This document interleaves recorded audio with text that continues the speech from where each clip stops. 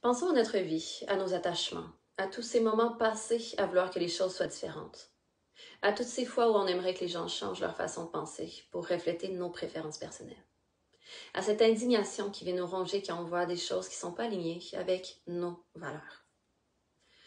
Tout ça, ce sont des conditionnements. Et la raison pour laquelle on veut que le monde extérieur change, c'est parce qu'on veut se sentir en paix et stable. Et on pense que le changement du monde extérieur va générer ce sentiment.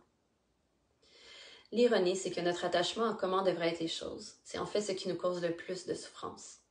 Et c'est souvent ce qui bloque cette sensation de paix et de stabilité. La tradition dit que la clé pour surpasser la souffrance, c'est, entre autres, de ne pas s'attacher. Le non-attachement.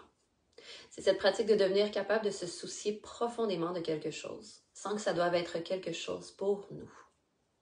Par exemple, peut-on aimer une personne complètement et seulement parce qu'elle existe, et lui permettre d'être qui elle est, d'avoir ses propres points de vue sans essayer de les mouler en quelque chose qu'on croit qu'elle devrait être selon nous ou pour nous? Peut-on s'engager dans une cause sans essayer de convertir les autres autour?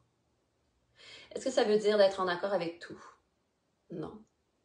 On ne doit pas arrêter d'agir selon nos valeurs, mais on doit cultiver l'espace et l'acceptation qui permet aux autres de faire pareil, même si on est en désaccord.